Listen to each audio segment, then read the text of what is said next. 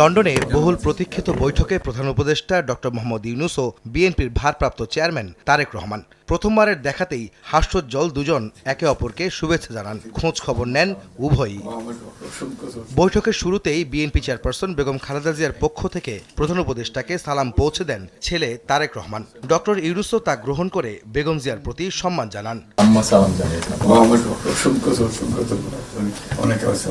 বাংলাদেশ সময় শুক্রবার দুপুর 2টায় লন্ডনের ডরচেস্টার হোটেলে আনুষ্ঠানিকভাবে শুরু হয় দুই নেতার একান্ত বৈঠক। 1.5 ঘন্টার বৈঠক শেষে হোটেল থেকে বের হন তারেক রহমান। এ সময় হাস্যোজ্জ্বল চেহারায় নেতাকর্মীদের অভিবাদন গ্রহণ করেন তিনি।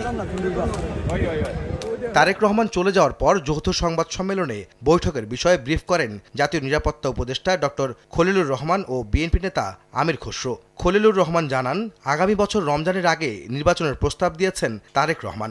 ইনসেক্ট রিপেলেন্ট মাস্টার ব্যাচ যুক্ত আরএফএল ওয়ার্ড্রোব, কাপড় যত্নে রাখার নাম্বার 1 সলিউশন। জনাব তারেক রহমান প্রধান উপদেষ্টার কাছে আগামী বছরের রমজানের আগে নির্বাচন আয়োজনের প্রস্তাব করেন। দলের চেয়ারপারসন বেগম খালেদা জিয়াও মনে করেন ওই সময় নির্বাচন অনুষ্ঠিত হলে ভালো হয়। তবে সব প্রস্তুতি সম্পন্ন হলে রমজানের 1 সপ্তাহ আগেও নির্বাচন সম্ভব বলে জানান প্রধান উপদেষ্টা। নির্বাচন কমিশন শিগগিরই ভোট গ্রহণের সুনির্দিষ্ট তারিখ ঘোষণা করবে বলেও জানান খলিলুর রহমান। প্রধান উপদেষ্টা বলেন যে তিনি আগামী বছর এপ্রিলের প্রথমার্ধের মধ্যে নির্বাচন অনুষ্ঠানের ঘোষণা দিয়েছেন। সকল প্রস্তুতি সম্পন্ন করা গেলে 2026 সালের রমজান শুরু হওয়ার আগের সপ্তাহেও নির্বাচন আয়োজন করা যেতে পারে।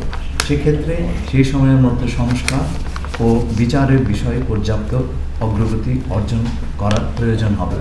আমরা বলে দিয়েছি দুপক্ষে এবং নির্বাচন কমিশন আমরা আশা করব শীঘ্রই একটা তারিখ ঘোষণা। এ সময় বিএনপির স্থায়ী কমিটির সদস্য আমির খসরু মাহমুদ চৌধুরী জানান, ঐকমত্যের ভিত্তিতে বাস্তবায়ন হবে জুলাই সনদ ও সংস্কার।